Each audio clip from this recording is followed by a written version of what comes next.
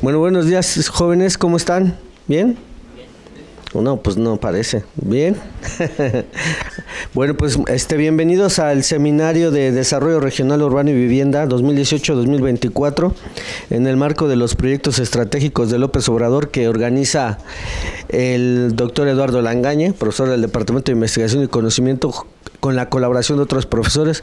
Por ahí vi a Irma. No sé dónde está Irma López, pero bueno, es para mí un placer darle la bienvenida al urbanista José Antonio Aguilar Narváez. Bienvenido a su casa, quien nos va a hacer una presentación de la conferencia Desconcentración y Descentralización, un tema que creo que es muy importante en estos días, ¿no? Bueno, y en el futuro de este país. Entonces, pues bienvenido y un aplauso fuerte para nuestro ponente. Gracias.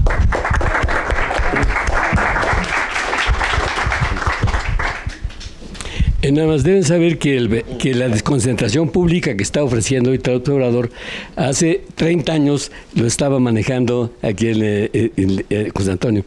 Y él era el jefe del director del programa. Y era un programa con 300 gentes de todas las variedades de tipos y demás. Y se estudiaron 100 ciudades para ver dónde se podía mandar tanta gente y no se pudo. Tiene cierta forma, ¿no? Bueno, ¿cómo están? Buenos días, ¿se escucha bien? Sí. Bien, voy a sentarme. Bueno, les agradezco mucho su presencia, su atención. Quiero señalar nada más, he estado involucrado en la problemática urbana, no tanto como urbanista como tal, sí en un agente que por razones de la vida me fue llevando por el conocimiento del urbano, y realmente mi especialidad es en administración urbana, gestión urbana, administración de desarrollo urbano. Y por lo que les voy a platicar un poco después, si me permiten, entenderán por qué esta especialización. Bien, evidentemente este tema, el de la desconcentración, le llaman ahora descentralización de la administración pública, pues es un tema de gran debate, y en este momento diría yo de gran expectación, porque no se sabe bien de qué se está hablando. Es muy interesante también tener una perspectiva de la evolución del país, de cómo vamos cambiando, porque tenemos como grandes procesos cíclicos y hay algunos temas que al parecer son novedosos y de repente nos damos cuenta de que eso ya pasó en alguna forma. En este caso, el anuncio que hizo López Obrador sobre la descentralización, que lo hizo durante la campaña, en realidad lo fue presentando en varios lugares. Uno de ellos casi un año, creo que en octubre del año pasado, en Xirgu, cerca de Comonfort, y en Comonfort, en Guanajuato, hizo el planteamiento más completo de qué era lo que pensaba. Ahí señaló que lo que se buscaba era revertir los procesos de concentración económica, mediante esta reubicación de las secretarías y dependencias de Estado. Ahí lo mencionó y fue muy interesante esta participación. En el texto que luego les voy a dejar, hago una referencia específica al lugar donde esto se produjo, y decía que esto fue muy interesante porque ahí él convocó a una consulta pública. Dijo, esta es una idea y sería muy bueno que lo debatieran los especialistas, la gente, y convocó a esa consulta. Sin embargo, como fue evolucionando la campaña y después de la victoria electoral, pareció que esto se volvía ya una decisión tomada. Y por diversos anuncios parciales, en que dijeron, no, pues tal secretaría se va a tal parte, la Secretaría de Educación se va a Puebla, y el que ya fue propuesto para secretario de Educación Pública dice, yo ya me voy a ir a Puebla, ya estoy buscando un lugar para estar allá. Entonces ha dado la idea de que esto es algo que ya está establecido. También a últimas fechas parecía ser que el observador ya no lo menciona tanto, ¿no? Bueno, esto es un poco la anécdota, pero una anécdota pues que tiene repercusiones. Y habla de algo que está ocurriendo, que yo sí quisiera anotarlo como importante, que es ese cambio, esta modificación, transformación de las formas políticas, que ojalá nos lleven a una transición real y no solamente a una formal, pero se da en un contexto, y quiero comentárselos porque voy a referir una experiencia que se da en un contexto similar, pero en condiciones distintas. Esta forma de darse la transición, el proceso postelectoral, pues es totalmente novedoso en México. Es decir, venimos de la práctica priista institucional, en donde el candidato electo, el presidente electo, se mantenía en una suerte de distancia discreta frente al presidente que estaba en funciones, de manera que éste pudiera tener todo su espacio político íntegro hasta el final de la administración, que es en finales de noviembre. Y generalmente el candidato se dedicaba a hacer algunas actividades distintas y a preparar pues su plan de gobierno. Eso se modificó totalmente en esta ocasión.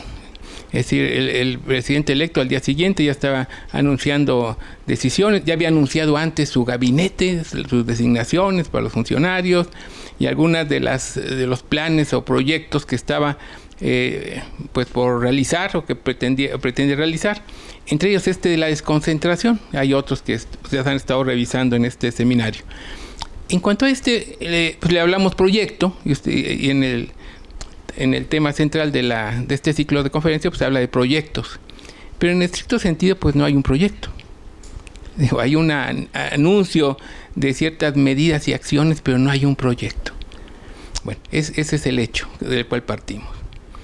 Y vamos ahora a hacer un paralelismo histórico. Eduardo, con quien tengo hace muchos años de tener relación y conocernos, desde hace 30, 40 años, recordará lo que ocurrió hace, pues, realmente 40 años, es decir, en la transición del gobierno de Echeverría a López Portillo, en los años 70. El hecho que ocurrió, digamos, y que permite establecer un paralelismo histórico, fue que en esos meses de la transición, López Portillo hizo un anuncio espectacular, que apareció en 8 columnas en la prensa, en el diario Excelsior, que era el que más se leía en ese momento, en el que anunciaba la descentralización, en que anunciaba que se iban a ir las secretarías de Estado a ciudades de provincia. Apareció en 8 columnas y decían: agricultura y ganadería se va a tal parte, Marina se va a Veracruz. Hagan de cuenta que lo mismo que anunció López Portillo. Esto apareció en la prensa y se produjo una situación parecida a la de ahora. Entonces dijo: bueno, ¿qué es esto? ¿Cómo va a ocurrir? ¿Qué es esto? ¿No? Empezaron las reacciones, como ahora discretas, de los sindicatos, que pues siempre han estado como sometidos. Digo, la mayor parte ha habido disidentes, pero actualmente los de la FEDSE apenas se han atrevido a decir que cómo va a ser eso, que están de acuerdo, pero que los tomen en cuenta. En ese momento también hubo muchas reacciones, protestas, etcétera, y se generó un ambiente de cierta tensión. Venía ya la toma de posesión. Entonces este paralelismo entre los dos López es muy curioso, ¿no? Porque ambos son López que hicieron este planteamiento de la descentralización. Obedece a circunstancias similares, pero ya con cambios cualitativos importantes en el proceso de desarrollo del país. Bueno, aquí es donde incide mi experiencia, mi presencia en ese momento. Y sí quisiera hacer aquí una pequeña digresión para ubicar el por qué llegué yo a esa responsabilidad. Y más que nada, lo que significaba en el proceso del país, para que podamos comparar lo que era eso y lo que es ahora. En términos prácticos, parecía ser un relevo institucional más, con esta gran expectativa de la transición política, pero en realidad estábamos frente a procesos similares pero distintos, de acuerdo a esa práctica. ¿Qué ocurrió entonces cuando López Portillo hace este anuncio en los días posteriores a las elecciones, donde fue prácticamente candidato único y ganó? Ya se había iniciado un proceso para el plan de gobierno. Esa fue una práctica muy, yo diría, saludable dentro de la cultura a la que nos estamos refiriendo, pero digamos, fue una decisión muy sana de López Portillo, que se repitió en algunos otros casos, no en todos. Que es decir, ya que había esa certeza del cambio de gobierno, pues había tiempo para preparar un buen plan de gobierno. Entonces, de hecho, desde antes de las elecciones se conformaban grupos para hacer los programas de gobierno. En ese caso se hizo una organización de áreas básicas para el plan de gobierno y se contrataron, así se hizo, grupos de especialistas para desarrollar este plan de gobierno. Ahí me tocó estar en una de estas áreas, el área básica número 2 de asentamientos humanos. El porqué de esta área también es muy importante señalarlo en este momento, porque veníamos de grandes acontecimientos en materia de urbanismo y desarrollo urbano. En 1976 se celebró la Conferencia Mundial de Vancouver, que como ustedes lo habrán estudiado, pues fue la conferencia sobre asentamientos humanos. Eran esas grandes conferencias que se hacían por la ONU cada 8 o 10 años con un tema muy específico. En ese momento se abordó el gran problema del crecimiento urbano, sobre todo en los países en desarrollo, y se dedicó una conferencia internacional a los asentamientos humanos, y se estableció y se llegó a una serie de propuestas a las naciones, a los gobiernos, sobre qué hacer en materia de desarrollo urbano. México tuvo un papel, una presión importante en esta conferencia, y como consecuencia, meses después de la conferencia, se legisló en México en materia y se expidió la Ley General de Asentamientos Humanos en 76, lo cual hablaba ya de algo que iba a ocurrir muy importante en la estructura institucional del país. Ya no había tiempo, estaba al final de la administración, un año antes, ya lo que sería la implementación de la ley, pues no correspondía al gobierno de Echeverría, sino que correspondería al nuevo gobierno, que en este caso era el de López Portillo. Entonces se dio en ese contexto. También es interesante señalar por qué las circunstancias me llevaron a esta área básica de 2 asentamientos humanos. Y viene de un proceso un proceso interesante que está enmarcado en esta gran preocupación sobre la problemática urbana de los años 70. Y fue que la creación en el Estado de México, en el año 70, de AURIS, el Instituto de Acción Urbana e Integración Social. No sé si alguno de ustedes haya escuchado de esta institución.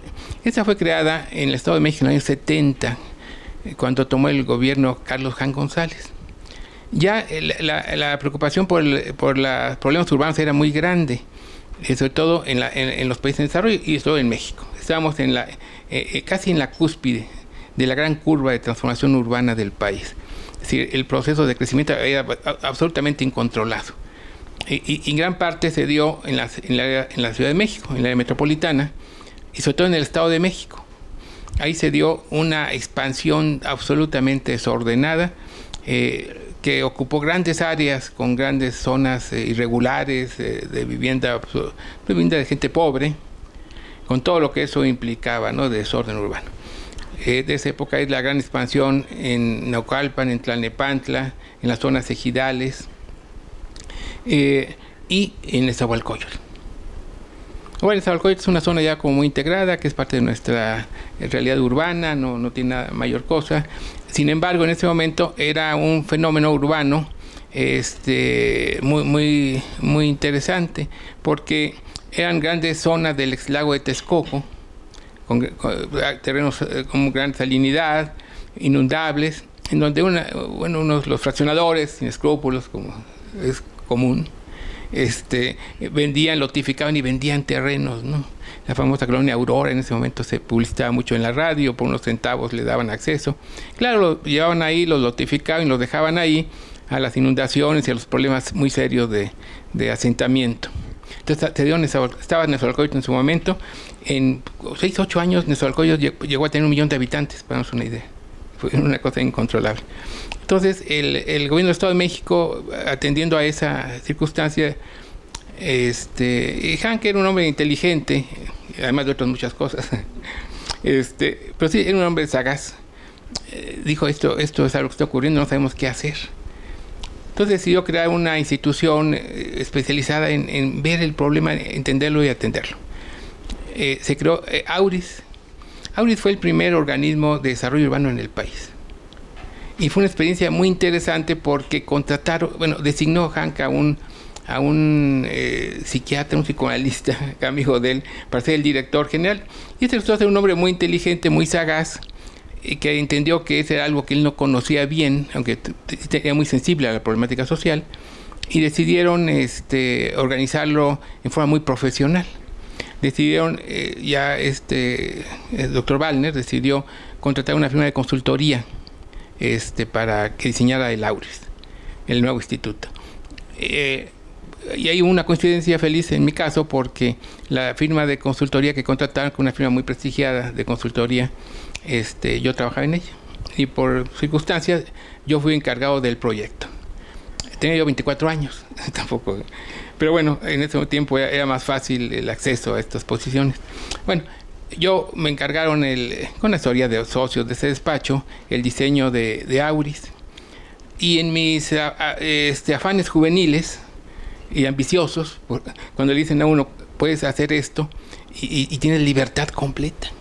Yo dije, bueno, pues todo lo que yo había estado estudiando de diseño de organizaciones, todas las modas que había en ese momento, pues se me vinieron a la mente, y yo diseñé ese organismo que se quería que fuera muy pequeño, muy eficiente, y una vez que se diseñó, el director me ofreció que yo me encargara de la implementación. Me resistí un poco, pero al final accedí. Entonces me convertí en el subdirector general de AURIS y llegué a lo urbano con muy poca conocimiento sobre eso. Pero en un laboratorio extraordinariamente interesante que era AURIS. AURIS juntó a un grupo muy selecto, yo diría, selecto ahora, de profesionales, sobre todo de urbanistas jóvenes, muchos de ellos que recién llegaban de sus estudios de posgrado. Muchos de ellos llegaron a la UAM después por otras circunstancias. Roberto Avenchus, Francisco Barrubias, etcétera. Fueron de estos primeros urbanistas contratados ahí, en esta institución. No había una parecida. Y actualmente abierta y dispuesta a escuchar a los especialistas, a los jóvenes que estaban llegando. Bueno, así se hizo AURIS. Un día pues, podríamos hablar de esa experiencia, fue muy interesante. Fue una institución que en prácticamente 6 años logró grandes resultados. Entre ellos fundó la única ciudad que se ha fundado, que se fundó en el siglo XX, la segunda mitad del siglo XX, que fue Cuautitlán Izcalli. Fue un proyecto maestro que se creó en AURIS, es decir, y toda la implementación, la expropiación de terrenos ejidales, el diseño de la ciudad se hizo por AURIS. Luego se creó otro organismo, Cuautitlán Izcalli, ya para la operación del proyecto. Pero bueno, entonces en esta gran experiencia muy interesante coincidió también otra circunstancia, y es que llegó que tiene que ver con la UAM, perdón, y que llegó a presidir el consejo de administración de AURIS, que era una descentralizada, muy flexible, nada burocratizada.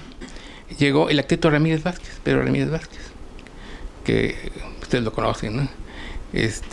Y Ramírez Vázquez, como presidente del Consejo Fundador, le dio un enfoque adicional de su experiencia como urbanista. Había que recordar que él hizo la primera tesis de urbanismo que se hizo en México. Y Ramírez Vázquez fue el presidente del Consejo Fundador unos 2-3 años, hasta que fue llamado a fundar la UAM. Entonces vino a fundar la UAM, y algunas gentes de AURIS vinieron con él. Yo hoy tuve una buena experiencia con el arquitecto Ramírez Vázquez, una cercanía, y de hecho a partir de ese momento me convertí en un colaborador cercano de él durante 30 años, en que estuve con él en muchísimas actividades. Una vez que se termina el ciclo de AURIS, viene el cambio sexenal, es elegido López Portillo, y tanto Ramírez Vázquez como Gregorio Wallner son invitados al programa de gobierno en relación a la área básica número 2, asentamientos humanos. El objeto de este trabajo nuestro, yo fui un poco el coordinador de este grupo de plan de gobierno, era pues enfrentar esa gran circunstancia que suponía la implementación de la ley de asentamientos humanos. Entonces, para ello pues se creó primero en esa administración, un primer paso fue crear la Secretaría de Asentamientos Humanos y Obras Públicas. Y eso fue muy importante porque se reconocía el carácter transversal del desarrollo urbano. Hasta ese momento no existía la conciencia del desarrollo urbano como tal. El urbanismo se consideraba más bien una actividad de diseño sofisticado para el tiempo y que solamente en algunos casos se utilizaba, aunque hay antecedentes muy importantes locales de donde se dio un proceso de diseño urbano propio, ¿no? Pero digamos aislado. El caso de Guadalajara, por ejemplo, es muy interesante lo que hubo ahí en términos de urbanismo. El del Estado de México con el Auris es otro ejemplo, pero no era general. Entonces se reconoce la transversalidad y todos los factores que inciden en lo urbano. Hasta ese momento en la administración pública, y ahí nos estamos acercando a nuestro tema, en la administración pública hay una gran cantidad de dependencias y entidades. Cuando hablamos de dependencia hablamos de secretarías de Estado, es decir, que son órganos directos del gobierno, y cuando hablamos de dependencias hablamos de entidades, hablamos de otro tipo de organismos que tienen otra naturaleza jurídica, que son las entidades paraestatales y otros grupos que se han ido creando como los fideicomisos, etcétera. Entonces, hasta ese momento, todo lo que tenía que ver con el desarrollo urbano estaba aislado. Había, por ejemplo, una Dirección General de Aguas en el gobierno que controlaba todos los sistemas de agua potable del país, financiados con dinero federal, que eran muchísimos. Ahí había un problema de concentración. Si en Apaseo el Grande, donde había un sistema de aguas potables con recursos federales, se descomponía, pues ¿a dónde acudían? A la Ciudad de México, a presentar su demanda de reparaciones o de aumento. Es decir, todos los sistemas de agua potable, había más de 300 de cierta importancia, todos tenían que venir a la Ciudad de México. Era un caso. Agua potable, lo relacionado con el suelo, estaba también en otras dependencias, estaba el Departamento de Asuntos Agrarios, todavía no nacía la reforma agraria, tenía que ver, y todo lo que era construcción, edificación y equipamiento, en términos ya más recientes, estaban en entidades distintas. El equipamiento educativo ya se había creado el CAPSE, pero estaba aislado, no tenía que ver con lo urbano. Entonces, gran parte del desorden territorial respondía a esta actividad fragmentada y aislada de una gran cantidad de dependencias. Entonces, la creación de la SAOP como parte del programa de gobierno era muy importante, porque era poner todo en una sola canasta y bajo un criterio que permitiese el ejercicio de una función de planificación integrada, de la planificación del desarrollo urbano. Entonces se planteó la creación de la SAOP en el programa de gobierno, y esto llevó también a un gran debate en su momento. Decían que era una supersecretaría, pero que efectivamente ahí se juntó una gran cantidad de dependencias. El arquitecto Ramírez Vázquez fue designado secretario de Asentamientos Humanos y Obras Públicas. El doctor Wallner, el grupo que veníamos nosotros, fue designado subsecretario de Asentamientos Humanos. Se creó la subsecretaría de Asentamientos Humanos, responsable de la planeación del desarrollo urbano. Y ese fue el otro gran eslabón de esta cadena de acciones. Uno, crear la instancia y el orden institucional para que hubiera unos órganos de gobierno que pudiesen ejercer funciones integradas en materia de desarrollo urbano, totalmente novedoso, la SAO. Y segundo, el gran tema era el establecimiento del sistema de planeación de desarrollo urbano en el país, que no existía. Entonces se hizo en toda esa etapa del plan de gobierno, se diseñó la estructura de planes del país. Ahora es común hablar del plan de centro de población de tal lugar, el plan parcial. En ese momento no había nada de eso, no había planes estatales. Algunos estados habían hecho algunos avances en ese sentido, pero era muy poco. Y no había un gran plan nacional de desarrollo urbano. Entonces se diseñó la estructura de planes y en ese sexenio se implementó todo el sistema de planeación del desarrollo urbano. Bueno, en ese contexto volvamos al problema de la desconcentración, que cuando López Portillo empezó a ver las quejas que se estaban produciendo, el desconcierto, le dijo al arquitecto Ramírez Vázquez que si eso que él había anunciado, que alguien le había dicho que era muy bueno llevar las secretarías a las ciudades, pues que sí, ¿cómo lo veía? Entonces Ramírez Vázquez, el secretario, le dijo desde la campaña, le dijo, bueno, pues esto hay que estudiarlo, dice, no se puede tomar sobre las rodillas. Y nos tocó estudiarlo a nosotros, que estamos en el equipo de gobierno. Y por ser una cuestión de la admisión pública y ser mi especialidad esa, ahí me tocó un poco el análisis. Claro, con los urbanistas, con todo un equipo interdisciplinario. Y el análisis nos llevó a que el planteamiento que se estaba haciendo pues era muy superficial. Sí, efectivamente había una tendencia concentradora, efectivamente había un gran desorden urbano, había ciudades que no tenían los recursos suficientes, zonas y regiones prácticamente sin actividad económica, y otras que la concentraban, todo eso existía, pero el trasladar una Secretaría de Estado a una ciudad del interior no necesariamente iba a hacer una solución. En términos urbanos, porque no correspondían a un esquema claro de planeación urbana, de objetivos y de estrategia urbana, que no existía. Entonces era necesario tener primero el Plan Nacional de Desarrollo Urbano, para poder decir dónde sí pudiera haber estos procesos de desconcentración. Esa fue una primera conclusión. La segunda fue ya de naturaleza administrativa, de gestión, y es que nos dimos cuenta por lo más inmediato del análisis que se hizo que el gobierno federal estaba realmente concentrado y centralizado territorialmente. Esta circunstancia que decíamos de que prácticamente cualquier demanda que tuviera que ver con la acción de una entidad federal tenía que venir hacia la Ciudad de México.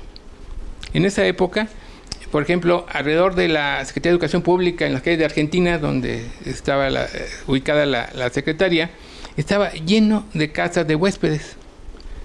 Era un micromundo, un barrio de puros visitantes.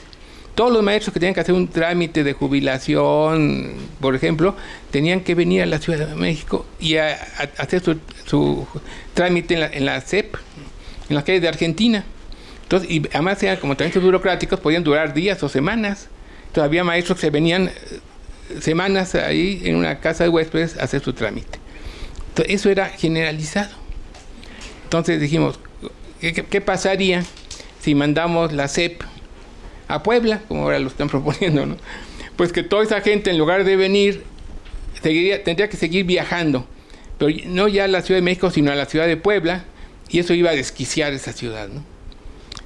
Que en general las ciudades ya estaban en procesos afectados por el crecimiento urbano, y no dijéramos otros casos, ahí se reconocimos también un hecho muy interesante, y era la funcionalidad de la centralización en México, en ese contexto en que estábamos hablando. Hablo de un contexto en donde no había el gran desarrollo informático, técnico de comunicación. Entonces, bueno, había teléfono y larga distancia, y era costosa, ¿no? Hasta ahí llegábamos, ¿no? Era prácticamente lo más funcional era la Ciudad de México. En primer lugar, porque estaba en un lugar central en el territorio nacional, tan equidistante hacia Baja California como a Yucatán, bueno, no en distancias, pero sí en relación. Es decir, con todo era el lugar más central en donde históricamente se había dado ese proceso. No quiere decir que eso debe ser así siempre, pero eso es lo que estaba funcionando en ese momento y no había condiciones para modificarlo. Entonces, cuando nos advertimos eso, planteamos que había que hacer un estudio más profundo, tener un diagnóstico más claro de cómo estaba funcionando la administración pública. Teníamos muchas dudas en cuanto a la inversión y el presupuesto, que era algo que se decía. Es que todo el presupuesto se invierte en el DF, y los estados no les llegan los recursos, ¿no? Pues parecía que sí, pero no estábamos seguros. Como ahora se dice lo mismo, ¿no? Se está repitiendo un poco el mismo argumento. Dijeron, bueno, eso no lo sabemos. Porque más ni sabemos bien cuántos empleados tiene el gobierno federal, ni en dónde están trabajando. No lo sabemos. Entonces, con todos los elementos se procedió a dos cosas interesantes. Una, a la ubicación ya metodológicamente en el esquema del Plan Nacional de Desarrollo Urbano que se estaba planteando, se estaba diseñando por los urbanistas, ubicar la problemática de la admisión pública en el plan. Y que sí habría que actuar en relación a su ubicación, que es un problema urbano, pero que eso debe estar en el gran marco del Plan Nacional de Desarrollo Urbano. En otras palabras, en un esquema de orden nacional en donde las decisiones se tomaran en función de criterios claros de conveniencia, de ubicación, localización,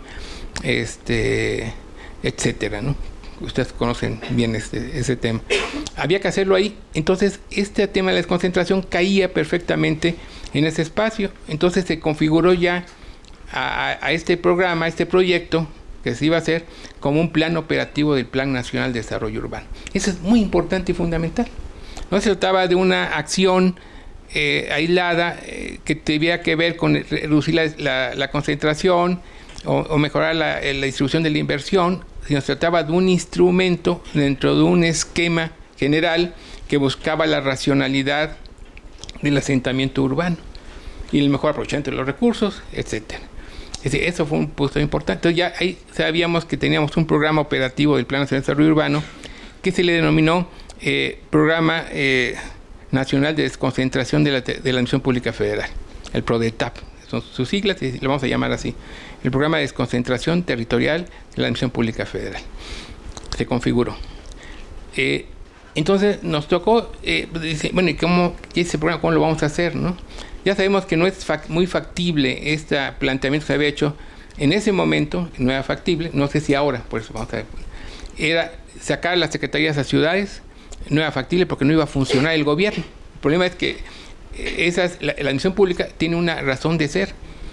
Su razón de ser no es estar ubicada en un cierto lugar, es decir, su razón de ser no es territorial en sí. Su razón es, ¿cuál? Servicio público, ¿no? Es atender debidamente los requerimientos de los ciudadanos, de la población, de servicios públicos de toda naturaleza. Esa es la función principal de la administración pública. Entonces, eso lo reconocimos y dijimos, bueno, ¿qué hacemos con este PRODETAP? Entonces, se tomaron varias decisiones interesantes. Una de ellas, primero dijimos, este proyecto no puede ser solamente de carácter territorial. Es decir, no es suficiente buscar una racionalidad de ubicación en el territorio para reducir las tendencias concentradoras. No. Tiene que ver con la prestación del servicio público. Y eso no sabemos bien cómo funcione. Y la Secretaría no era la responsable de la administración pública como tal. Entonces se decidió que participara otra entidad. Esa otra entidad fue la Coordinación General de Estudios Administrativos de la Presidencia. Esta Coordinación de Estudios Administrativos era una dependencia de la Presidencia, que tenía que ver con todas las decisiones relacionadas con la administración pública. Los estudios para modificar las dependencias, las secretarías, para aumentar su tamaño, para reestructurarlas, todos esos trabajos técnicos los hacía esta Coordinación General de Estudios Administrativos. Entonces decidió que esa entidad debería trabajar con nosotros, que era necesario. Se le planteó al secretario Ramírez Vázquez. Y también necesitábamos la colaboración de lo que era en ese momento programación y presupuesto. Fue esa secretaría en donde en ese momento cuando la Secretaría de Hacienda se dividió en dos. Una que atendía los ingresos, continuó siendo Secretaría de Hacienda y Crédito Público, y una nueva que se creo que era la de programación y presupuesto, que atendía fundamentalmente el gasto. Hubo razón, es un debate que se hizo y así se decidió, los partidos lo decidió. Se creó la Secretaría de Programación y Presupuesto. Por cierto, fue designado Miguel de la Matriz, secretario. Entonces, la cuestión ahí era que ellos veían lo del gasto público. Entonces, esto que se hablaba de que el gasto estaba concentrado en la área metropolitana y no teníamos evidencias, ellos tenían que saberlo. Entonces se invitó a esta entidad. Entonces formó un consejo tripartito del programa del PRODETAP y se designó estaba la SAOP, la Coordinación de Estudios Administrativos, la Programación y Presupuesto, y se nombró un coordinador responsable de la SAOP, ya que la SAOP iba a ser la entidad operativa. Esa fue la designación que yo recibí, de encargarme de esa coordinación general del proyecto. Y se armó una organización para estos efectos, se contrató gente, es un grupo de cerca de 300 personas, especialistas, en todos los aspectos relacionados con esto, además de nuestro contacto con las direcciones generales de la Subsecretaría de Asentamientos Humanos, donde estaba la de planeación territorial, la de vivienda, la de suelo urbano, la de emergencias urbanas, todos los componentes de la planeación del desarrollo urbano. Entonces, así se estableció, y entonces había mucha presión porque decían, bueno, es que ya se anunció aquello de la desconcentración, ahora ¿qué decimos? Pues decimos, bueno, pues hay que hacerlo muy rápido, pero no podemos inventarlo. Entonces se hizo un planteamiento para que el programa pudiese estar listo casi, la toma de posesión poco después, estuviera planeado para que se pudiera anunciar la formulación del programa. Esa fue una decisión importante. Es decir, no vamos a decir ahorita cómo se va a hacer, sino vamos a estudiarlo.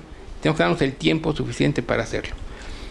Para eso se planeó que pudiese hacerse una primera etapa en 60 días para organizarnos básicamente, y luego en una segunda etapa de 120 días para tener el programa ya formulado. Es decir, más o menos 6 meses para poder empezar ya a operar. Y así se hizo. El 16 de enero del 78, mes y medio, 6 semanas después de la toma de posesión, se publicó el decreto presidencial.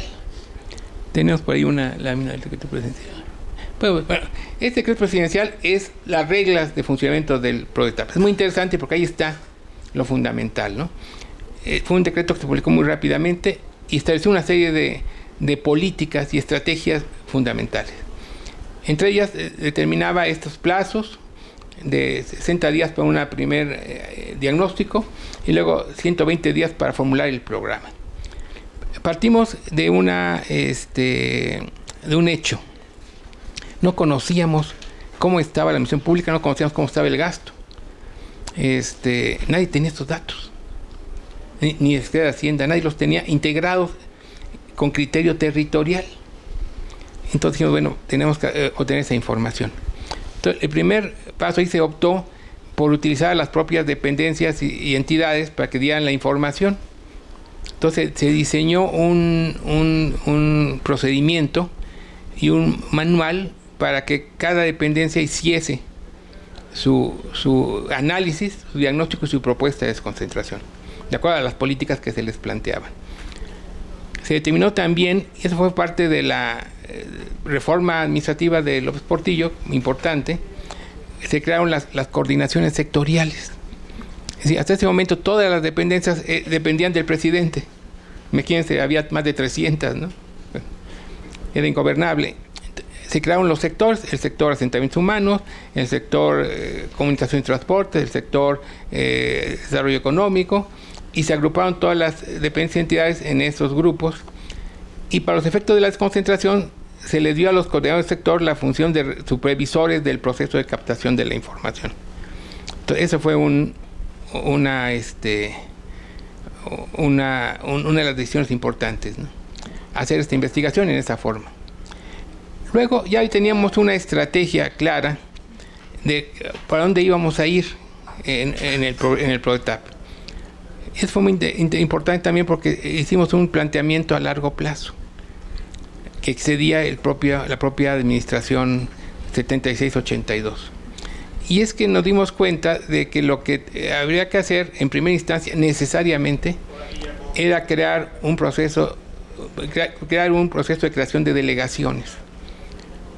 Recientemente también López Obrador ha criticado el número de delegaciones que hay federales en los estados, ¿no? Dice que hay muchísimas delegaciones, probablemente sea cierto, pero en ese momento no había ninguna, prácticamente no había delegaciones.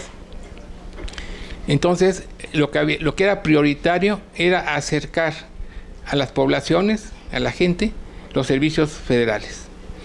Acercarlos era el primer nivel de desconcentración para lograr una eficacia en el servicio. Entonces, eso implicaba la creación de delegaciones de prácticamente todas las dependencias, cosa que no existía. Hablamos de la Secretaría de Estado.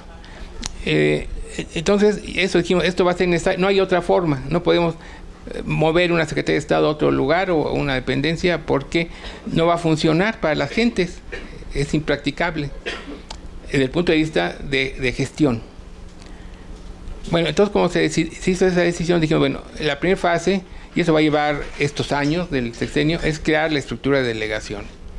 Ahora, para crear las delegaciones, tenemos que reducir el crecimiento de la admisión pública en la Ciudad de México, porque si no, va a seguir creciendo y van a pedir recursos para el crecimiento en la ciudad y para las delegaciones, y no va a haber dinero. Entonces tomó una decisión muy importante que está prevista en el decreto, en el acuerdo presidencial, en donde se congelaron todas las plazas en la Ciudad de México. Sí, ninguna dependencia podía crear ya una plaza en la Ciudad de México. Sí podía crearla fuera, en las delegaciones, pero no en la Ciudad de México. La coordinación del PRODETAP, que éramos nosotros, tenía que autorizar cualquier solicitud que hubiera, porque había algunas que tenían una razonabilidad, pero y se excluyeron de la norma general.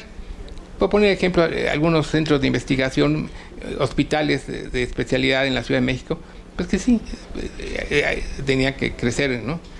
Pero teníamos que nosotros autorizarlo. Entonces solamente autorizábamos a aquellos que tenían una justificación.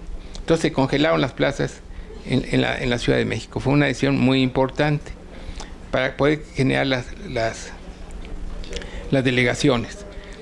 Eso ya estaba establecido en el acuerdo. Ahora, el proceso de investigación que se pedía a que cada dependencia hiciera tenía que ver que nos dijera cuáles eran sus empleados, cómo estaban contratados, en dónde estaban, cuál era su gasto público, qué estaban ejerciendo de acuerdo a los últimos datos.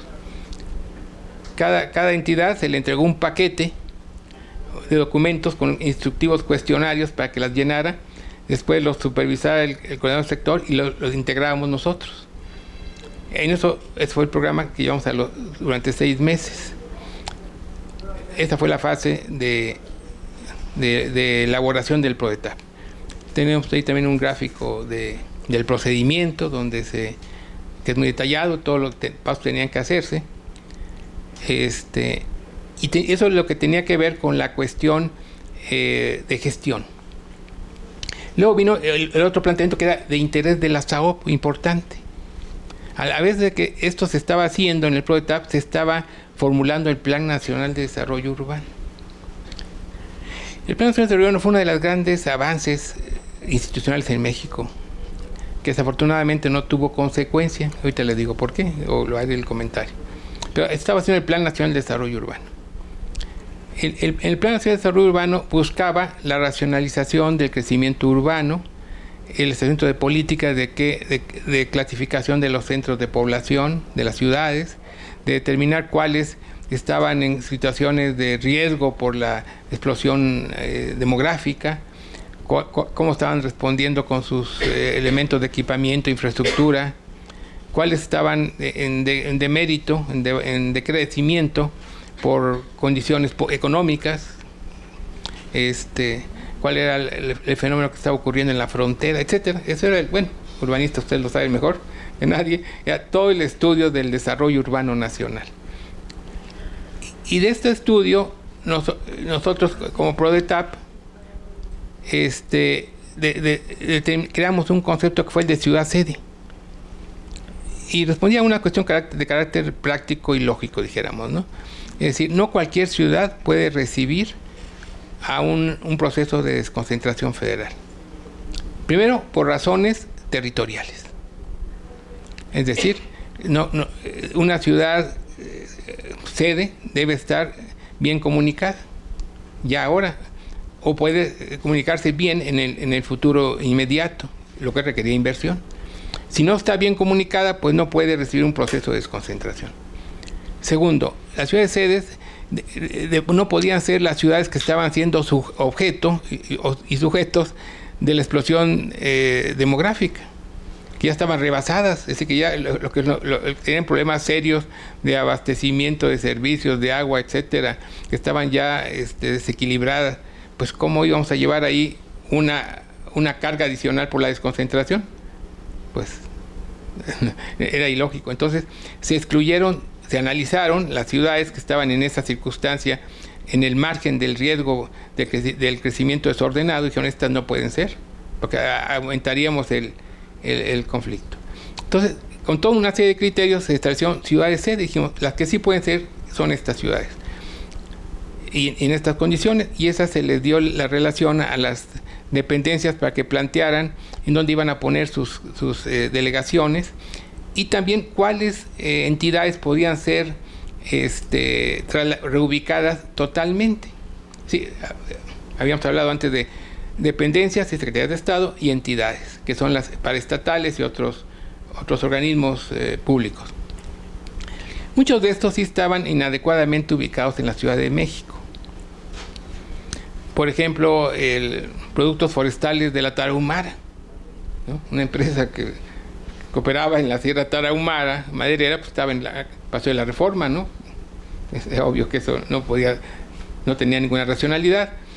Había otras que por su naturaleza podían funcionar mejor en ciudades de otro perfil. Por ejemplo, el INEGI, que era una entidad especializada y que podía que hacía los estudios geográficos, podía ubicarse en otro lugar. Entonces se planteó la desconcentración muy focalizada de ciertas entidades que podían ir al exterior. Hizo una lista, los productores de tabaco, había una productora de tabaco aquí en la Ciudad de México, otra de café, que pues, el lugar estaba de operación estaba en Oaxaca, en Veracruz. Bueno, todas estas, se dijo, estas entran en esta posibilidad de traslado a posibles ciudades sede. El primer paso, el concepto de ciudad sede fue importante. Segundo, sabíamos que no bastaba con si esta ciudad sede esté en condiciones de recibir desconcentración territorial. Pero bueno, el que desde el punto de vista de diseño urbano tuviera esa conveniencia, no implicaba que tuviera condiciones suficientes para recibirlo. En primer lugar, que lo aceptaran los gobiernos estatales, no puede uno imponerle, como pareciera ahora, te vas para allá y el gobierno estatal tiene que aceptar, ¿no? El gobierno y la población. Es decir, había en ese momento, se ha reducido, por circunstancias históricas casi, el rechazo a los habitantes de la Ciudad de México en el interior del país. Era el antichilanguismo que se hablaba, ¿no? Es decir, había un rechazo muy amplio a la presencia de habitantes de la Ciudad de México en otros lugares. Era un hecho real. Entonces, el llevar grupos de chilangos a ciertas ciudades, ya se preveía que hubiera un conflicto, como puede haberlo ahora, dijo. Yo estoy seguro que si queremos llevar una entidad a Mérida, va a haber un rechazo muy grande, porque lo existe. Y así hay varios lugares, ¿no? Entonces, este estudio urbano, no solamente de las características físico-territoriales, sino las sociales, se volvió muy importante. Entonces, fue parte del programa, el estudio de determinar las ciudades sede. Fue un estudio completo al respecto. También se desarrollaron instrumentos para determinar, si vamos a llevar gente a la ciudad de sede, ¿qué debería de hacerse y considerarse en diversos aspectos de infraestructura, equipamiento, integración social, integración urbana? Se hicieron manuales y guías para esos efectos. Y se previeron casos, ejemplos para esto, ¿no? También nos dimos cuenta, y eso es muy importante ahora, yo creo, que no se trataba de trasladar muebles. Sí, había que trasladar muebles si se reubicaba una dependencia, pero también se trasladaban personas. Y como ahora se tiene una gran inquietud, ¿no? Porque no solamente el que estén o no de acuerdo con un traslado, sino que las personas pues tienen su vida hecha en un determinado lugar, tienen contextos familiares, los hijos pueden estar en las escuelas, pueden tener tratamientos médicos de cierto tipo, qué sé yo. De esta manera que la gente no es que no quisiera en un momento dado trasladarse, sino que le implicaba pues costos muy altos, ¿no? Bueno, se hizo un estudio especial sobre eso, se hizo una encuesta, un estudio a nivel de sondeo para ver quiénes eran esos empleados, y a partir de esto se tomaron decisiones después ya en la integración del programa. Bueno, Con toda esta metodología se formuló el programa, y en julio, a los 120 días, en julio de 78, ya se presentó el programa para los próximos 4 años. Este programa, y aquí vuelvo a un tema interesante, era el planteamiento de una primera fase de un proceso de desarrollo urbano y de racionalización territorial que, como cualquiera de esta naturaleza, requiere largo plazo, mediano y largo plazo, ¿no? Ningún cambio de esta naturaleza se hace en 4, 5, 6, 8 y 10 años. Realmente llevan periodos mucho más largos. Entonces, desde el punto de vista del PRODETAP, se planteó una primera fase en donde la desconcentración fuera fundamentalmente a través de la creación de delegaciones de todas las dependencias y la creación de plazas para las delegaciones. Eso tenía una gran ventaja, porque si se creaban las plazas, se creaba una delegación y las plazas eran nuevas, se contrataba gente del lugar. No había necesidad de trasladar a nadie, o muy pocos, y se beneficiaba entonces ya la localidad porque se estaban ofreciendo fuentes de empleo. Entonces fue muy útil ese concepto. Bueno, pero esa fue la primera fase. La segunda fase se planteó en términos de regionalización. Es decir, una vez que estuvieran creadas las delegaciones en los estados, había que llegar a un criterio de carácter de gestión pública, pero también de asentamiento, de diseño urbano, en donde crear entidades regionales, es decir, representaciones federales que pudieran ser de carácter regional y asociar varias de las delegaciones, de tal manera que pudiesen darse servicios más cercanos e integrados. Esa era la segunda fase a cumplirse en la siguiente administración. En este caso, la que fue después de Miguel de la Madrid. Y una tercera fase, que es muy importante, era la de la descentralización. Y aquí cabe señalar la diferencia entre estos dos términos, ¿no? Desconcentración y descentralización. La desconcentración siempre es una función de carácter administrativo, en donde se acerca a la gente el servicio público o la atención gubernamental, ¿no?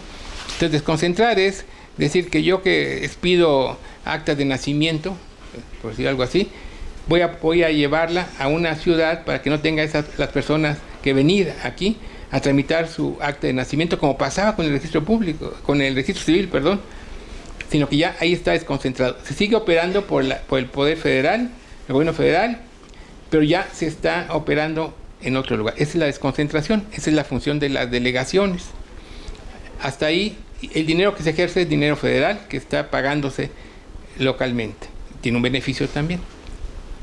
Esa es la desconcentración. La descentralización es diferente. Esta implica la transferencia de las funciones y las responsabilidades a otro nivel de gobierno. Implicaría, por ejemplo, en el caso del agua potable, por poner un ejemplo, es decir, ya no voy yo a operar todos los sistemas de agua potable en la federación, aunque tenga yo ya delegaciones que vigilen mis sistemas de agua potable en una serie de ciudades en el estado de Guanajuato. Ya no voy a hacer eso, sino que yo le voy a dar la responsabilidad de operar los sistemas de agua potable al gobierno estatal. Y le voy a transferir los sistemas y le voy a dar los recursos para que él opere. Le doy normas de funcionamiento mínimas, pero yo ya no lo opero. Esa es la descentralización. Eso implica una transferencia de recursos y de poder. Es decir, yo ya no decido sobre eso, ¿no? Esa es la tercera fase. En algunos casos estaba prevista empezarse ya y se hizo, por ejemplo, todavía durante las AUP se hizo la transferencia de los sistemas de agua potable. Se logró con una gran resistencia de los órganos federales aquí que querían seguir pues teniendo el poder que eso implicaba, y prácticamente todos los sistemas de agua potable se transfirieron en esa administración.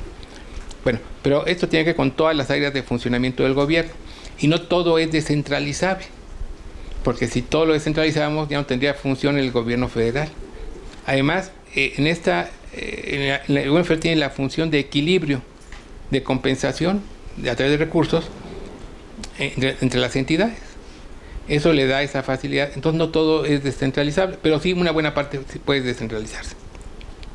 Esas eran las 3 fases que estaban previstas en el programa, de las cuales, cabe decir ahora, solamente se cumplió bien la primera, ¿no? La de la delegación. La segunda más o menos continuó la inercia de crear delegaciones, pero no se crearon las estructuras regionales. Y de la tercera se hizo muy poco, porque la tendencia de los gobiernos fue a centralizar los recursos. Entonces, bueno, ese es un poco el esquema con el planteamiento del programa. Pero bueno, una vez que se presentó el programa, en julio, ya teníamos toda la investigación, toda la información procesada, nos encontramos con un hecho muy interesante, muy importante. Era contra lo que se pensaba. En la Ciudad de México solamente estaba el 32% de los empleados federales. Es decir, muchos ya estaban desconcentrados, entre ellos los de educación pública, los maestros, ¿no? Pero los servicios de salud, muchísimo, solamente el 32% estaba en la Ciudad de México, contra lo que se había pensado y dicho de que aquí estaban todos, no, solamente el 32%, y un porcentaje igual era del gasto público, es decir, no estaba tan concentrado en realidad. Pero bueno, sí era conveniente avanzar en los procesos de desconcentración. Bueno, eso fue la presentación del programa, y en los siguientes años se operó el programa con estos controles que se tenía de las plazas. Se generaron una gran cantidad de instrumentos que todavía los poseemos, manuales, guías para los traslados. Por ejemplo, hay un manual muy completo para el traslado de los empleados públicos, en donde se les veía como personas, se preveían acciones de información, de negociación. Por ejemplo, se establecieron unas medidas muy útiles. Por ejemplo, si había empleados que por su edad ya estaban cerca de la jubilación, pues ¿para qué los trasladas, no? Mejor se hizo un programa de jubilación adelantada, de esta manera que podían liberar la plaza, y esa plaza, en lugar de trasladar al empleado, esa plaza se contrataba nueva ya en provincia. Entonces se previó la información a ellos, y se llegó a trabajos, manuales tan detallados de cómo empacar, qué prever en la nueva ciudad, los aspectos médicos, que garantizaron que el proceso, cuando se dio, fuera bastante menos dañino para las personas, ¿no? Se les preparaba mucho. También se desarrolló un programa muy completo para la ciudad de sede. ¿Qué tenía que hacer la ciudad de sede? ¿Qué recursos debería de proporcionárseles para que se prepararan para recibir a la gente? En el criterio de que lo que se trataba era de trasladar lo menos posible, sino trasladar plazas y recursos. Bien, esto es un poco la experiencia del PRODETAP.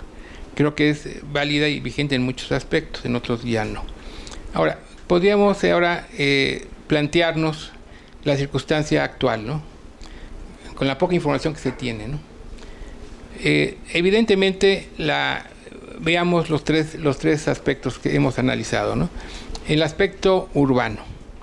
En el aspecto urbano, lo que se observa es que no hay un esquema de planeación nacional. Y este punto yo quisiera tratarlo con un poco más de detenimiento. ¿Qué fue de las cosas que se perdieron seriamente en la evolución institucional del desarrollo, de la planeación del desarrollo urbano en el país? Se perdió mucho, yo siento, en estos 40 años.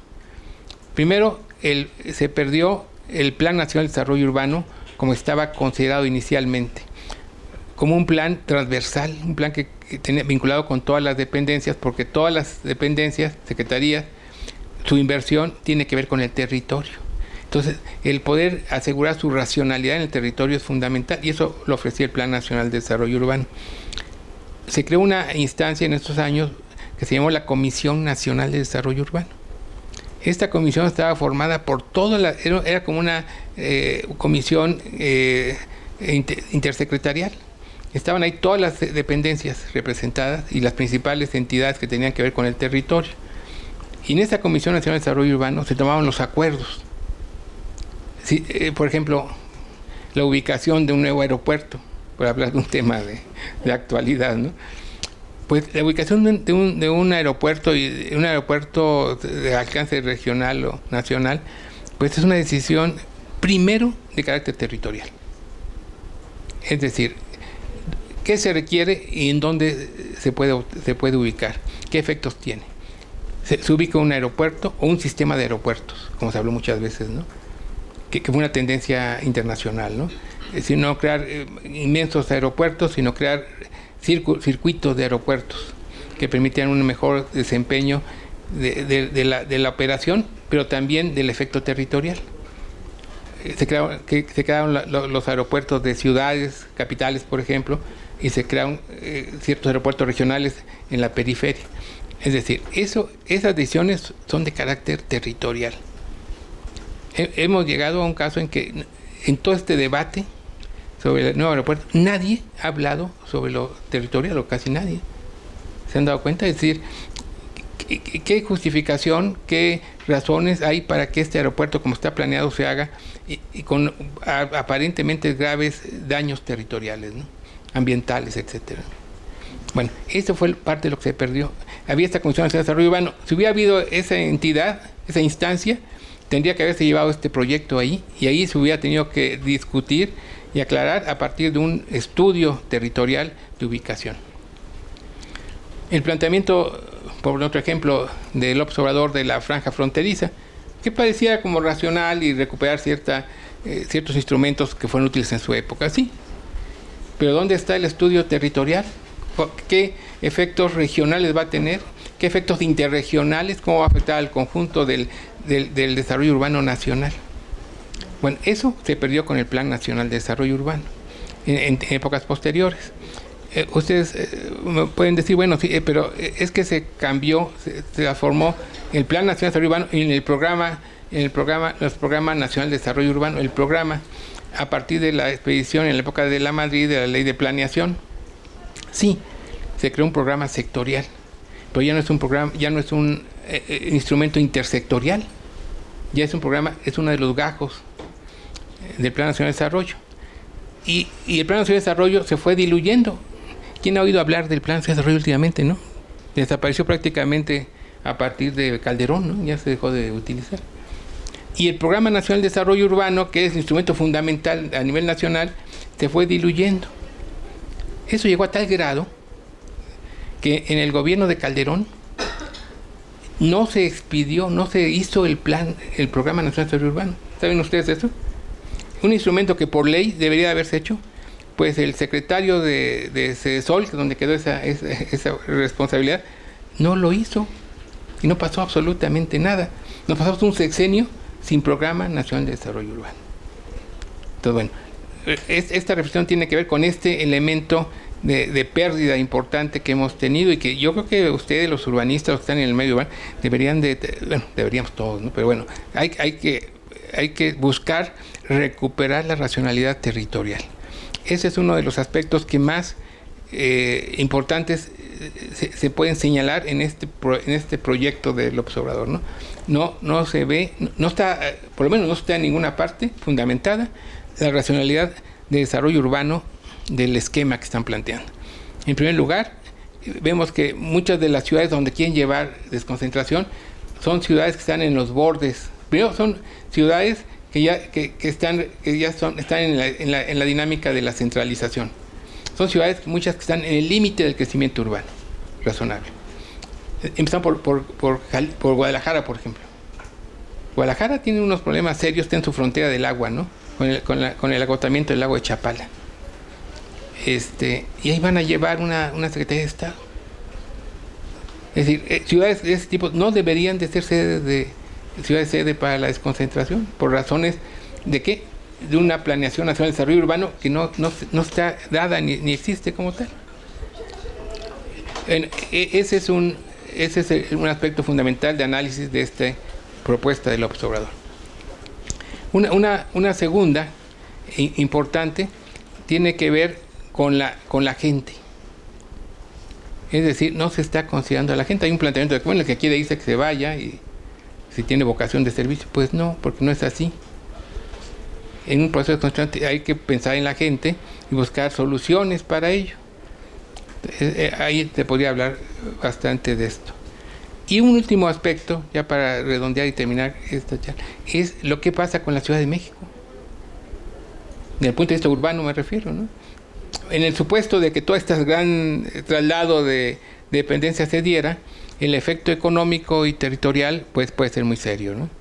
Es decir, habría que cuidar los efectos. Yo no he oído un solo análisis, ni siquiera la candidata a jefe de gobierno que hable de eso, ¿no?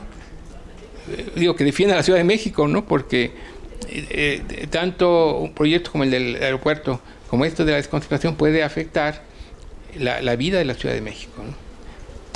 No quiere decir que se haga o no se haga, sino que se debe evaluar.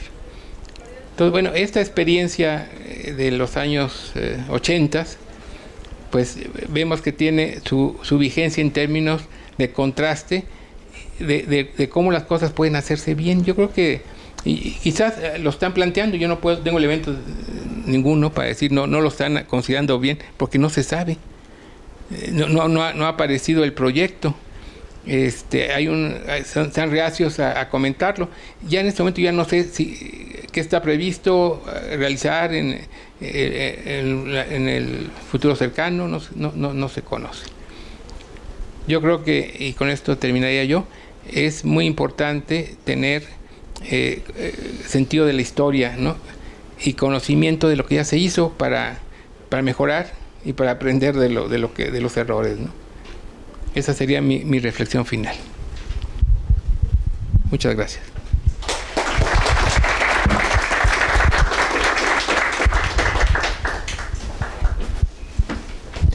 Quisiera comentar, bueno, mucho de esto tenemos en el archivo del Instituto Mexicano de Administración Urbana, tenemos una buena cantidad de los documentos, de los manuales, de lo que se hizo, los estudios de la desconcentración. Si hubiese algún interés en conocerlos, con mucho gusto podríamos proporcionarlos, ¿no? ¿Tiene alguna pregunta?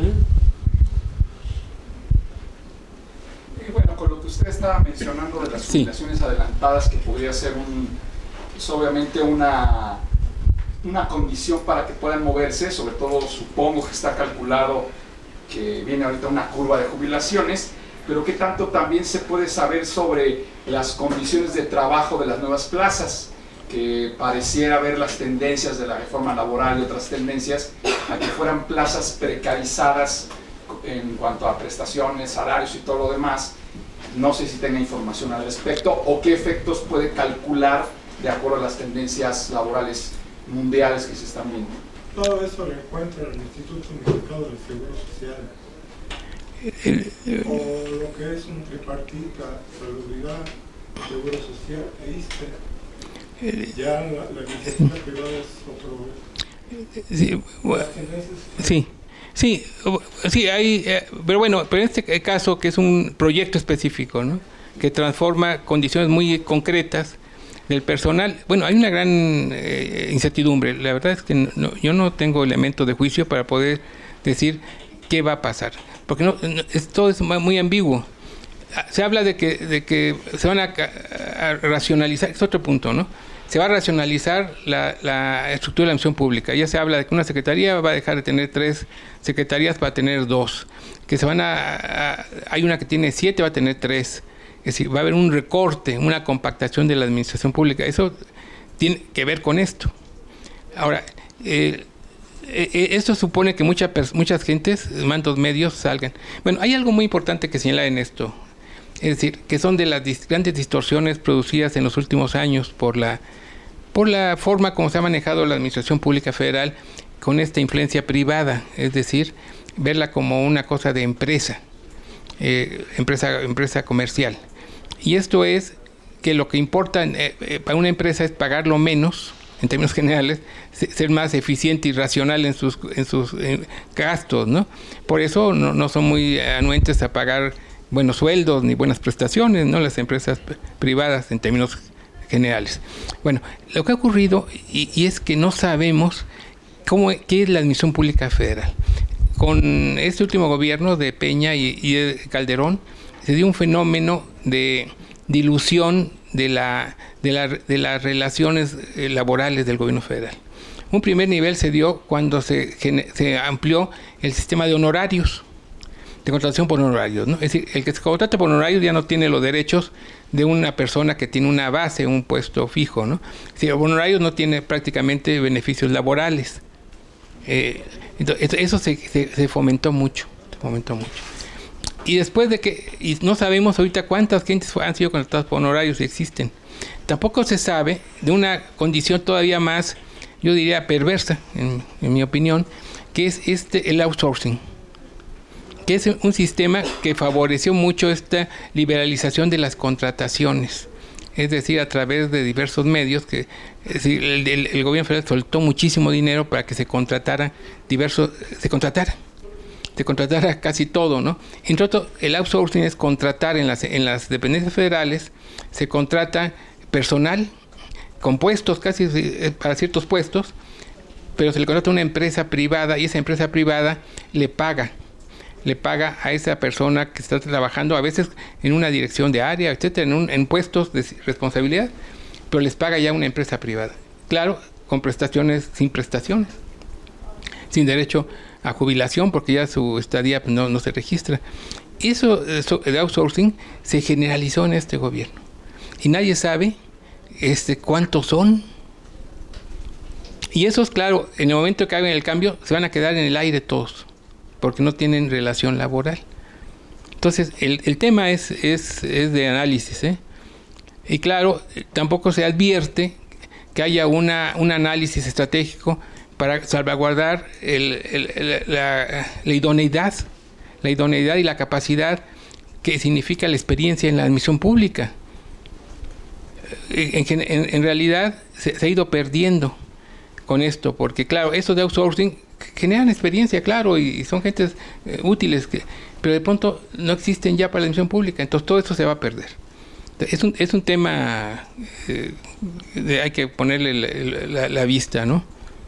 Desde el punto de vista de este proyecto, ¿no? Una pequeña pregunta. Sí, digamos. Usted explicó bien todos los procesos de planeación de la desconcentración. Sin embargo, yo quisiera saber qué secretarías y qué institutos realmente se trasladaron a partir de esta planeación. Me imagino INEGI, por ejemplo, Aguascalientes, porque yo siento todavía que hay una gran centralización en México y todos los institutos importantes están enfocados en la Ciudad de México. Entonces, ¿qué realmente fueron los efectos de estos procesos? Sí, bueno, en esta estrategia del PRODETAP, esta que se aplicó, se optó por no desconcentrar territorialmente las secretarías de Estado. ¿Por qué? Porque se reconoció su funcionalidad central. Es decir, lo que se planteó fue reducir su dimensión, es decir, que todo el crecimiento adicional fuera de la ciudad, pero que no se trasladaran las cabezas de las secretarías de Estado. Entre otras razones, habría que revisarlo con el tiempo, ¿no? Pero en ese momento, hablamos hace 40 años, en ese momento, que es la transversalidad. Es decir, el trabajo que tienen que hacer las diversas dependencias sobre un tema específico en el cual participan. Y esta transversalidad se ha ido desarrollando cada día más. Hay muchísimas organizaciones, mecanismos de acuerdo entre las dependencias, ¿no? Transversales. Esto quiere decir, por ejemplo, que si vamos a hacer el proyecto del nuevo aeropuerto, por poner un ejemplo, pues nos sentemos a la mesa todas las dependencias que tienen que ver con el asunto, todas, y se discuten y se toman acuerdos de conjunto, donde se salvaguarda el interés ecológico, el interés urbano, el interés de vivienda, etcétera. Esta transversalidad se facilita muchísimo cuando están ubicadas las dependencias en un mismo lugar. Es frecuente, digo, los que participamos en estos procesos, que nos reunamos en una Secretaría de Estado con gente de 10 o 12 dependencias, con cierta facilidad, y que te cites al día siguiente o a la semana siguiente, si es necesario continuar tratando el asunto. Bueno, ese es un requerimiento que hay que cuidar. Entonces era fundamental que se hiciese aquí, porque no había el gran desarrollo tecnológico, que ahora permite ciertas reuniones de este tipo a través de los medios. Sí, ¿hasta qué grado lo diría yo, no? Entonces, bueno, en esa época no se desconcentraron las las secretarías, pero durante el sexenio prácticamente no crecieron. Y todo ese crecimiento que hay datos, fueron miles de personas, crecieron en los estados. Fue una forma de desconcentrarlos sin el grave problema que implicaría llevar secretarías de Estado. Bueno, ahora, en cuanto a las dependencias, efectivamente no hubo muchas, es decir, hubo quizás 60, 80 que se trasladaron. Hay una relación que porque era un proceso que se iniciaba y desde luego había una gran resistencia, ¿no? Habría que volver sobre eso, aunque es un tema que requiere un buen análisis, ¿no? Yo pondría como punto de reflexión, ¿no? El traslado de los institutos especializados de carácter médico, que prácticamente están concentrados aquí, y que forman parte de un sistema complejo, en donde ellos intervienen, es decir, donde médicos trabajan en varias instituciones, trabajan en las universidades, es decir, vamos a pensar si trasladáramos una buena cantidad de esos institutos muy especializados, el impacto que tendría en las universidades, donde estos realmente hacen labor educativa y tienen una función. No digo que no se haga, yo digo que habría que estudiarlo muy claramente. Eso es lo que yo llamo fundamental quizás de esta discusión que estamos teniendo. Y es que el considerar que las decisiones de traslado territorial, etcétera, tienen muchas implicaciones y que hay varias formas de solucionarlo. No sé si... Nada más para comentar, en el documento que se va a entregar, sí viene ya un resumen de todas las entidades que se desconcentraron y porque hubo desconcentración total de entidades y parcial, y viene detallado cuáles dependencias tuvieron una desconcentración parcial y qué entidades sí tuvieron una desconcentración total, y del análisis que hicieron de las ciudades sede quedaron 50, ¿no? 50 ciudades sí, que eran las que tenían las características para recibir a estas entidades, ya sea desconcentración total o desconcentración parcial. Sí. Bueno, hay mucho que hacer en eso. Digo, si se pone a estudiar el asunto, por ejemplo, yo creo que esta decisión del López Obrador de la franja fronteriza, que yo creo que es razonable, está bien, aunque no tengo los elementos de diseño que lo fundamenten. Pero yo creo que junto a esa estrategia de fortalecimiento de la franja fronteriza, podría hacerse un esquema de desconcentración focalizado de muchas entidades que pudieran favorecer el desarrollo tecnológico en esa zona. Es decir, que pudieran trasladarse entidades y dependencias a esas regiones con el propósito de generar una barrera de desarrollo tecnológico que pueda tener competitividad con Estados Unidos. Es una idea que se me ocurre, ¿no?, de análisis. Pero sí hay que estudiarlo, ¿no? Muy bien. Perdón. Bueno, queda claro que eso está en la nube, o sea, pueden bajar la conferencia cuando quieran, donde quieran y por los próximos años. Esa es una enorme ventaja que tenemos en la nube. Aparte, esto se va a convertir en un libro. Ese libro está promovido por la UAM y por la UAM, la AMU, Asociación Mexicana de Urbanistas. Entonces, el libro probablemente lo tendremos por enero, y ahí están recopiladas todas las conferencias. De manera que el material que nos van a dar se traduce en el libro, independientemente que esté en la nube. Y sobre todo, lo más importante es que estés con nosotros, porque tú sí sabes, y hacer estas reuniones sobre un tema así de gente que no tiene la experiencia, pues es un poco perder el tiempo. Entonces, en nombre del director, te hago entrega de un reconocimiento y unos libros de los que hacemos aquí. Estos son míos, ¿verdad? Sí, son tuyos. Que no veía y no sabía dónde los había dejado. No encontramos algo que fuera más propio que Economía y Cultura, y el otro es La vida de Ben-Yure, que terminó sus años aquí dando clases en la escuela. Entonces, pues él fue mi jefe. Yo siempre estuve independiente, pero en una de esas crisis de Echeverría que me sacaron mi despacho, me quitaron todo, fui a parar por accidente en programa de concentración, y entonces ahí tuve el placer de conocerlo, aunque pues yo estaba nada más, duré como como 6 meses porque me corrió tu hermano. Porque, no, pero pues claro, yo, no, pues estaba prohibido sentarse en el escritorio, si me sentaba en el escritorio, estaba prohibido salirse a tomar café a cualquier hora, yo me salía a tomar café. O sea, ya estaba claro que me iba a correr y yo sabía que me iba a correr. Entonces terminamos en buenos términos. Bueno, pues muchas gracias a todos y nos vemos el próximo martes.